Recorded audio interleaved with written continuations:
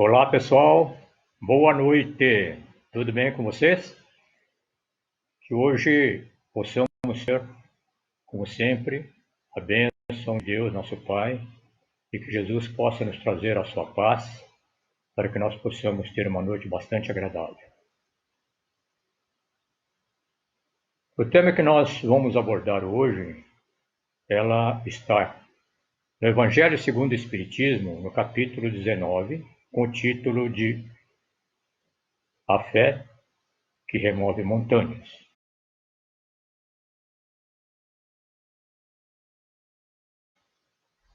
E ela está no Evangelho de Mateus, no capítulo 14, e que nos traz a seguinte enunciado. Segundo o que consta em Mateus, ele diz que Jesus, percebendo que havia uma reunião de grande número de pessoas e que entre esse grupo se encontrava os seus discípulos, ele caminha em sua direção. E quando chega até esse povo, um homem cai de joelho a seus pés e disse: Senhor, tende compaixão do meu filho, que é lunático e padece muito com isto. Às vezes cai no fogo e muitas vezes cai na água. Tendo apresentado aos seus discípulos, eles não conseguiram curá-lo. Jesus olha para o jovem e volta seus olhos então para os seus discípulos e diz: Ó geração incrédula e malvada, até quando hei de estar convosco? Até quando hei de sofrer? E voltando para o homem diz: Traga cá o seu filho. E impondo a mão sobre seu filho, ele o abençoa. E depois de um certo tempo, o demônio deixa o jovem e a partir desse momento o jovem está curado. Quase que em seguida, os discípulos se reúnem então com Jesus em particular e perguntam: Senhor, por que é que nós não conseguimos expulsá-lo? E Jesus lhe disse: Por causa da vossa pouca fé. Em verdade vos digo, se tivesses a fé como um grão de mostarda, dirias a este monte: passa daqui para acolá, e ela se moveria, e nada mais seria impossível para vós. Aqui cabe algumas observações bastante pertinentes. Primeiro, por lunático, até hoje a gente ainda entende por lunático a pessoa que tem algum problema de caráter espiritual, a maioria das vezes, e são pessoas que passam por problemas em que normalmente não aconteceria conosco. O que aconteceu então aí? Aí Jesus olha para os seus discípulos e diz: geração incrédula e malvada. Algumas traduções traz, em vez de malvada, traz depravada. Só que esse malvado não é no sentido literal da palavra como nós possamos entender. Significava que os discípulos tinham seus corações corrompidos pela falta de fé, pela falta de confiança, não é? Por ainda não acreditar na palavra de Jesus. Muito bem. Então vamos ao caso do espírito que sai e deixa a criança. O que acontece? Jesus, conhecedor do que estava acontecendo, sabe que ali está um espírito obsessor. Portanto, o motivo da alucinação era, na verdade, um espírito obsessor que agia sobre esse jovem com aquilo que nós hoje sabemos, através do conhecimento que temos da doutrina espírita, de que se tratava de uma obsessão por possessão, ou seja, o espírito agia sobre a vontade do jovem, e a sua liberdade era tolhida. Então, não adiantava ele querer fazer alguma coisa, porque ele se curvava à vontade deste espírito. O que aconteceu? Essa palavra demônio naquela época, na verdade, significava tanto espíritos bons como espíritos difíceis, né? E o que aconteceu então? Por que que isso ocorreu? Por que que esse demônio ou esse espírito deixou o menino? Porque Jesus havia dito a ele que o jovem já havia vencido e expiado a sua prova e tinha resgatado diante da dívida que ele tinha para com esse irmão que o obsediava. E que fosse embora, porque nada mais tinha a fazer ali, e que ele fosse cuidar dos seus, porque os seus estavam em dificuldade. E isso é comum quando a gente fala um espírito obsessor que a família ou alguém da família está em dificuldade, ele realmente fica bastante atordoado e ouve aquilo que a gente está falando. Isso acontece normalmente no trabalho de obsessão. Muito bem.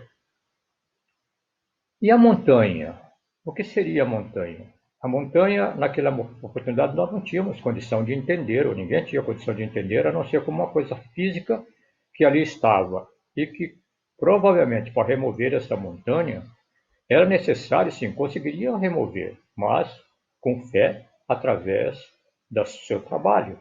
E hoje sabemos que isso não é tão difícil mais, porque temos hoje uma forma toda mecanizada, com o avanço da tecnologia, e hoje temos guindaste, temos escavadeiras, e com isso poderíamos remover facilmente um monte de lugar.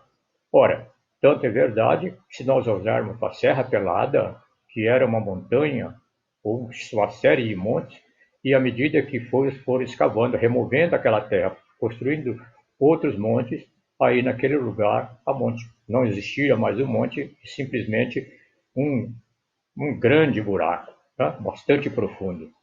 Então, mas com o passar do tempo, com o advento do Espiritismo, Kardec veio nos esclarecer que este monte que referia-se nesta passagem, referia-se às nossas imperfeições, aquilo que nós trazemos conosco ainda, a incredulidade, ao orgulho, a vaidade, a falta de caridade, enfim, todas as coisas que nós sabemos que prejudicam a nossa evolução. Esta era a colocação que então deveria ser feita naquela oportunidade, porque Jesus sempre utilizou de coisas materiais para que a gente pudesse captar um fundo espiritual nisso. Mas o nosso entendimento realmente, ainda hoje, temos dificuldade para interpretar as palavras de Jesus, aquilo que ele nos deixou. Não é? E aí, como é que nós podemos considerar a fé? Nós podemos considerar a fé, por exemplo, a confiança que uma pessoa tem de que ele poderá realizar as coisas que até então não tinha realizado ainda, devido à sua confiança de que ele terá força suficiente para realizar e atingir a meta a que ele está predeterminado a conquistar. Ora, como funciona isso? Nós vamos dar um exemplo para vocês. Vamos falar de Thomas Alva Edison, mais conhecido como Edison. Ele, de antemão, ele colocou na cabeça que ele haveria de chegar a um objetivo através das pesquisas, através de testes, em busca de algo que ele buscava conscientemente dentro de si os caminhos para que pudesse ser feito isso. E quando isso ocorre conosco, não é? Acontece uma coisa interessante. É como se nós fôssemos, de repente, trazido a nós uma lucidez. Nós falamos trazido a nós uma lucidez, para não dizer que os anjos vêm à nossa ajuda. Não é? E ele começa então a delinear que aquilo que ele está pensando em fazer é mostrado a ele os caminhos e que qual seria realmente o resultado do objetivo que ele busca. E aí ele se põe a trabalhar e realiza inúmeros testes, quase 10.000 testes, e ao final desse tempo ele começa a ficar desanimado porque existe muita falha, né, no que ele fazia, ele não conseguia chegar lá, falhava todas as vezes, mas ele persistia, até que chegou o momento do desânimo e ele resolve então, novamente, consultando a sua consciência e novamente o poder da lucidez que lhe é trazido, ele vai tentar um pouco mais. E eis que ele consegue realizar os seus objetivos. E a sua descoberta é a lâmpada que até hoje nos ilumina, como está me iluminando esse ambiente que eu me encontro, não é? Então, a perseguir o objetivo com fé, com confiança, vamos traduzir assim, é uma coisa que nós somos, às vezes, predeterminados. E uma coisa muito importante é que nós somos capacitados a isso, tá certo? Somos ajudados. E aí nós podemos falar um pouco desta fé, né? A fé sincera, a fé verdadeira. A fé sincera e verdadeira, ela é sólida porque ela se baseia na inteligência e no conhecimento das coisas. À medida que nós vamos evoluindo, vamos tomando conhecimento das coisas e nós temos então a confiança de que nós chegaremos aos nossos objetivos, porque temos a predisposição para isso e temos confiança para alcançar. E aí nós temos também a fé que nós chamamos de fé insegura, né? A fé insegura, ela é sustentada na fraqueza. Então, por aí só já sabemos que não há condição de se manter, porque a própria fé insegura, ela não tem base de sustentação, ela não consegue se manter por muito tempo. E porque muitas vezes, quando é contrariado nos seus interesses mais material, o que acontece? Eles acreditam que através do esbravejamento, ou seja, através do grito, conseguirá convencer. E nós sabemos que isso não é possível. E outra coisa que é bastante importante a gente falar aqui é não confundir a fé com a presunção. Esta fé segura, esta fé verdadeira, ela é calma, né? E ela nos confere a paciência de saber esperar. E ela tem uma confiança absoluta em Deus. E acredita que ela é apenas um instrumento da vontade divina. E acredita e crê de que ele é nada sem que Deus esteja com ele. Isso somos nós também. Existe um ditado que diz: Deus sem nós continua Deus, e nós sem Deus nós não somos nada. Isso é verdadeiro. E aqui nós podemos buscar uma coisa bastante interessante que nós conhecemos. O Espiritismo hoje sabe que isso é possível, e na época então ainda não existia o Espiritismo da forma como nós conhecemos, mas é o que nós chamamos de genético. Pessoas têm a fluido cósmico universal, não é? Transformando esse fluido universal mudando as suas qualidades para o fim a que se destina, e com isto ele coloca como que uma força irresistível, um impulso irresistível para atingir o objetivo que ele está determinado a realizar.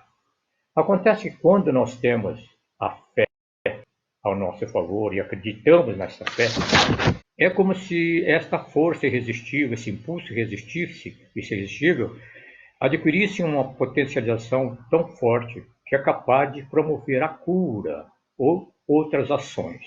Ou seja, os dois se aliaram, né? E o poder da fé, então, dá essa condição especial para que a pessoa possa usar desse dom. Hoje nós sabemos que existe um livro, inclusive, chamado Espiritismo e Magnetismo, que deve ser bastante estudado. Então, essa é uma forma de nós mostrarmos o poder da fé, né? O que ela pode fazer. Mas a fé, ela tem também alguma coisa bastante interessante. Nós vamos falar sobre a fé religiosa. A fé religiosa, ela tem como crença os dogmas particulares de determinadas regiões que têm, na verdade, os seus artigos de fé. Então nós acreditamos naquilo que ali está. Só que ela pode ser dividida em dois tipos de fé. A fé que nós chamamos de fé cega, aquela em que acreditamos em tudo, aquela em que tudo que chega até nós, que nos é trazido através da fala, através da escrita, nós simplesmente acreditamos sem passar pelo crivo da razão, simplesmente pelo fato de acreditar que aquilo está correto, que aquilo nos satisfaz. E normalmente, as pessoas que assim agem, ela é levada depois ao fanatismo. E quando ela chega a esse ponto do fanatismo, não há nada que mude o seu pensar. Por mais lógico que seja alguma coisa que você possa apresentar a ela não levará em consideração, porque ela tem a convicção que ela está no caminho certo. A crença dela é a verdadeira. Aliás, a verdade. Todas as religiões procuram ser o dono da verdade. Né? A exceção feita aqui é o Espiritismo, que apenas nos mostra a verdade, aquilo que Cristo nos trouxe, para que nós possamos, de acordo com aqueles ensinamentos, seguir ou não. Isso é uma opção nossa. Não é? Então, quando chega a fé raciocinada, ela já é um pouco diferente. Nós estamos num estágio um pouco melhor também, espiritualmente falando, e nós temos a capacidade, então, de discernir. Porque quando é que nós buscamos, por exemplo, uma nova religião? Quando nós não estamos satisfeitos com a nossa, não está preenchendo algum vazio que existe em nós. Então nós buscamos uma outra. E aí, a grande maioria hoje que está dentro do Espiritismo chegou por caminhos diferentes, mas alguns chegaram exatamente por isso, por não estar satisfeito com as demais, que não conseguiram preencher o vazio, que não conseguiam preencher, responder certas perguntas. E aí acabaram por chegar no Espiritismo. Não é? Então, esta fé raciocinada, ela nos permite, através do conhecimento que vamos adquirindo, pelas sucessivas reencarnações que passamos, nós vamos adquirindo, então, esse poder de raciocinar, de discernir realmente o certo do errado, daquilo que realmente possa ser verdadeiro, daquilo que não é verdadeiro e que não tem consistência. Ela pode ser derrubada, é uma teoria, mas não é algo real, verdadeiro, não é? Então, desta forma, nós conseguimos hoje saber a diferença entre aquela fé cega e a fé raciocinada. Mas o que é a fé, afinal? Como ela surge? A fé, na verdade, no momento da nossa criação como espírito, ela é colocada em nós como um germe que deverá eclodir no momento aprazado, quando encontrar fertilidade, vamos falar assim, para poder eclodir. Né? E isso também, quando, através dos nossos ligeiros aperfeiçoamentos, porque ela também vai eclodir e vai crescer lentamente em nós, dentro de nós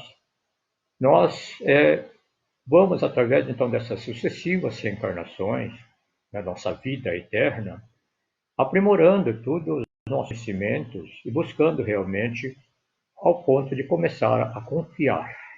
E nesse ponto, então, ela começa a crescer e a crescer, até o ponto que nós chegamos, desse ponto da fé religiosa, não é? E nesse ponto da fé religiosa, nós então podemos adentrar dentro. Então não é uma coisa que nasce conosco já de início, não. Temos que burilar a nós como espírito para podermos ir conquistando a fé.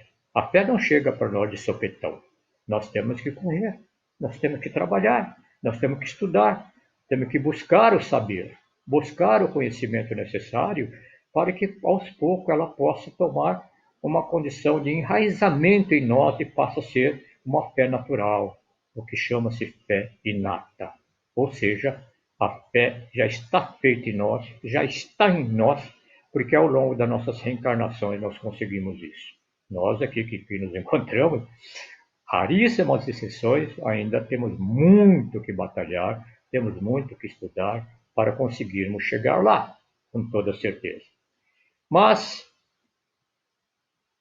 fomos buscar no Evangelho, no Velho Testamento, algo que pudesse demonstrar esta fé inata. E acabamos por encontrar em Reis, primeiro, no seu capítulo 18 é a passagem do profeta Elias.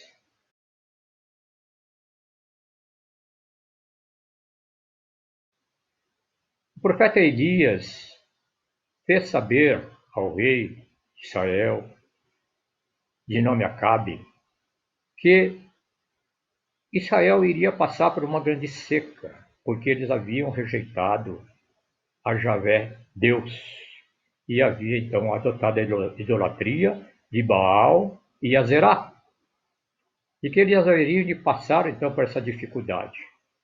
E que, quando eles recebessem o Senhor Deus, Senhor Javé, seu Deus, em seus corações, então ele, Elias, iria ordenar que chovesse sobre Israel, e isso iria acontecer. Só que Acabe acabou pensando que isto era uma maldição e saiu à procura de encontrar Elias, porque ele imaginava que acabando com Elias acabava a maldição. Um pensamento bastante infantil, mas na época era uma coisa até lógica para eles. E mandava os seus exércitos então procurar a Elias, e não encontrava em lugar nenhum. E chegando à seca que assolou Israel, ele pede a 2 de seus servos que saíssem em procura de fonte de água, e assim que encontrasse, retornasse. E cada um então foi para um lado. E um deles, de nome Abdias, seguiu o caminho, e até que encontra com Elias caminhando por um caminho oposto, e se aproxima de Elias e pede a ele que o abençoe, porque ele acreditava em Javé, o Senhor Deus. Na medida que ele pediu isso a Elias lhe pede então, por favor, vá até o rei Acabe e diga a ele que Elias está aqui. E ele, Abdias, muito assustado, disse: Senhor, estás me condenando à morte? O que é que eu fiz de mal para o Senhor? E aí Elias pergunta, por quê? Porque tu sabes que tu és procurado por Acabe em todos os cantos em que ele possa alcançar com seu exército. Ele, com certeza, quando eu disser a ele que vós estáis aqui, ele haverá de me matar, porque acreditará que eu não disse a ele e sabia que tu estavas aqui. Então ele diz a ele, hoje mesmo estarei contigo junto a Acabe. E chegando junto a Acabe, ele diz assim, eu vim em paz e quero lançar um desafio a ti. Eu quero que tu reúnas todo o povo de Israel. Une no Monte Carmelo, onde você destruiu o altar que você construíra quando servia Yahvé, nosso Deus, e que é também Deus de Israel, e lá nós encontraremos. Peço que leve também os 450 profetas de Azerá e os 450 profetas de Baal, para que eles possam também estar presentes. E, e lá construiremos 2 altares. Um eles construirão e outro nós construiremos para então fazer a nossa oferenda ao verdadeiro Deus. E assim no dia marcado, Acabe reúne seu pessoal, os seus profetas, e segue de encontro a Elias. E por outro lado, encontrava-se também o povo que acompanhara a Elias. Lá chegando Elias disse, lanço o meu desafio. Faremos esses 2 altares, faremos a nossa oferenda, e aquele em que o fogo cair sobre este altar, este será do Deus Senhor Israel.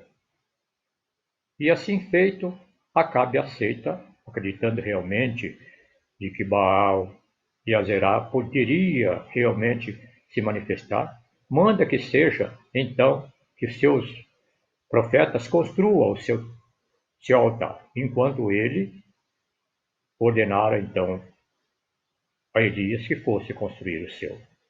E assim sendo, Elias se aproxima de onde era realizado antigamente os sacrifícios e monta ali um altar.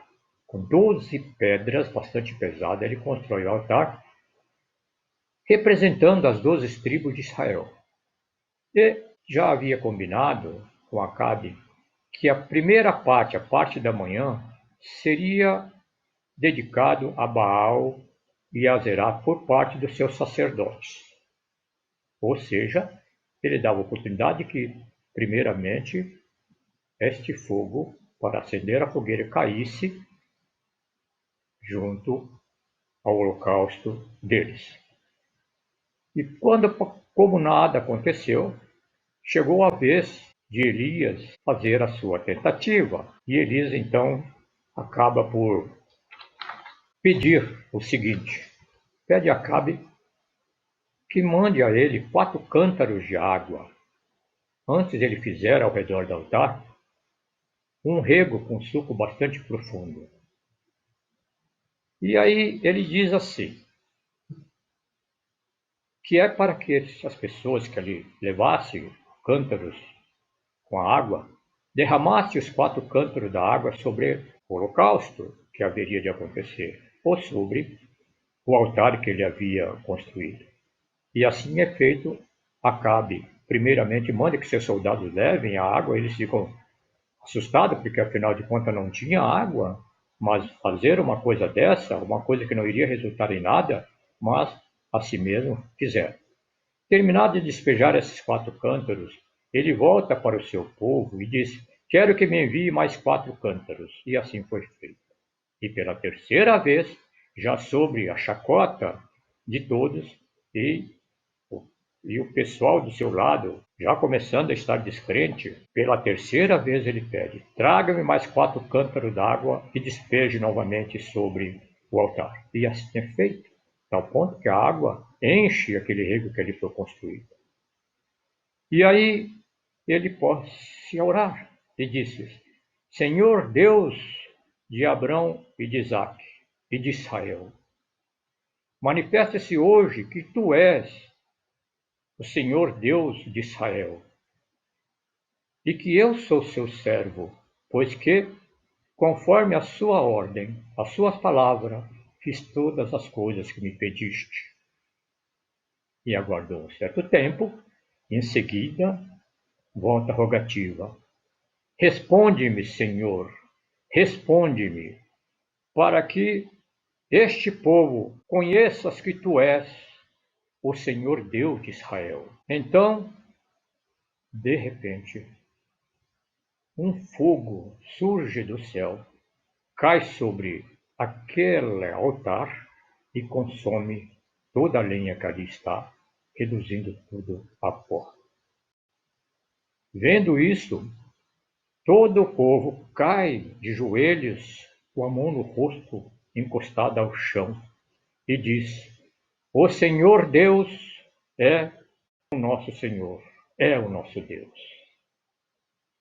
Olha que coisa bastante interessante. E o poder daquela fé, então, que tinha Elias nas palavras de Deus. Muito bem. Então, o que nós podemos concluir daí? Concluir daí que o poder da fé é algo que nós podemos conquistar, sim, ao longo das nossas reencarnações. E uma coisa bastante importante é que saibamos que a fé é a mãe da esperança e da caridade. E essa trindade, ela nos leva à humildade, que é a última etapa do aperfeiçoamento no mundo que nós nos encontramos, para podermos galgar posições melhores. E, os discípulos de Jesus, o que fizeram? Começaram a meditar sobre tudo aquilo que Jesus havia dito.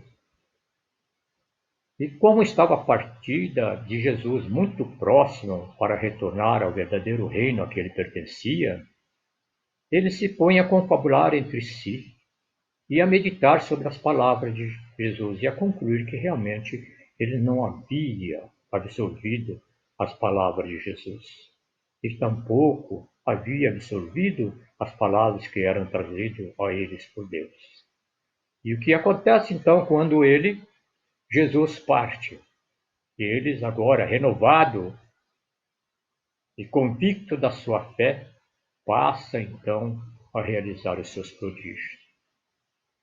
Quero lembrar a vocês uma coisa bastante importante.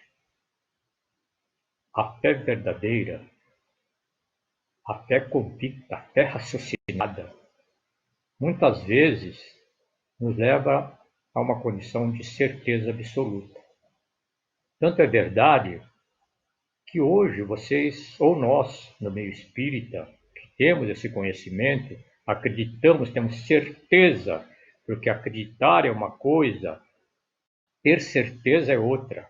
Por exemplo, quando nos surge alguma coisa, ou nós falamos alguma coisa, e o nosso irmão nos pergunta: você acredita mesmo nisso?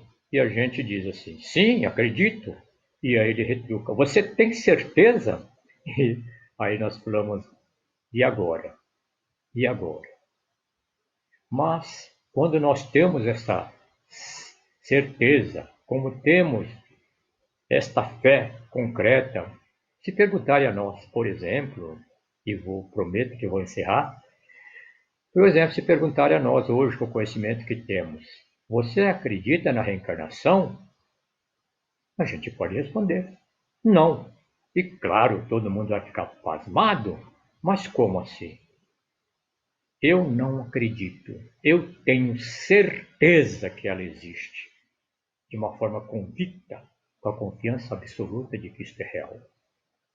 Este é o verdadeiro caminho. Então que lutemos bastante, com o amparo da divina providência, com os aconselhamentos que nos são trazidos pelos amigos espirituais, com os ensinos que a doutrina nos traz, para que possamos estar convictos de que somos capazes de trabalhar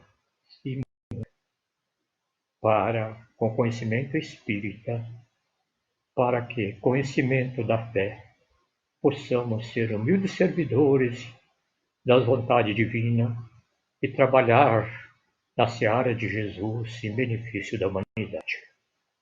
Hoje, sabemos que, através da mediunidade, calcado na fé, e principalmente na fé daqueles que são assistidos no trabalho espírita, junto aos médicos espirituais, recebe o influxo desta fé em si, e tanto recebe quanto doa, para que possa, então, se concretizar aquilo que Jesus disse: podeis fazer muito. Nós não conhecemos ainda a força interior que temos. Nos falta luz suficiente, nos falta o conhecimento suficiente que só poderemos adquirir através dessas vidas que temos como encarnados e que nos propicia esse aprendizado para que possamos crescer. E assim aconteceu com todos nós e acontecerá com todos nós. Acreditem, confiem, tenha certeza absoluta de que as palavras divinas, elas jamais perecem, que são palavras sagradas, que são trazidas até nós para que possamos realizar tudo aquilo que nos é possível, com base naquilo que conhecemos e, portanto, nós sempre conclamamos: amai-vos e instruí-vos, para que possais, então, ser realmente um fiel servo de Deus e de Jesus e das divindades que cercam-se de nós para poder realizar a sua vontade. Senhor de misericórdia, obrigado pela grande oportunidade, obrigado por poder, Senhor, estar aqui neste momento, levando esta mensagem em vosso nome. Que assim seja. Graças te damos, Senhor. Obrigado, Senhor. Obrigado, meus amigos. Que Deus nos abençoe, que Jesus esteja conosco. Que nós possamos realmente ser fortalecidos na nossa fé e possamos seguir em frente para podermos sermos fiéis servidores de Deus e de Jesus. Até a próxima oportunidade. Até. Boa noite.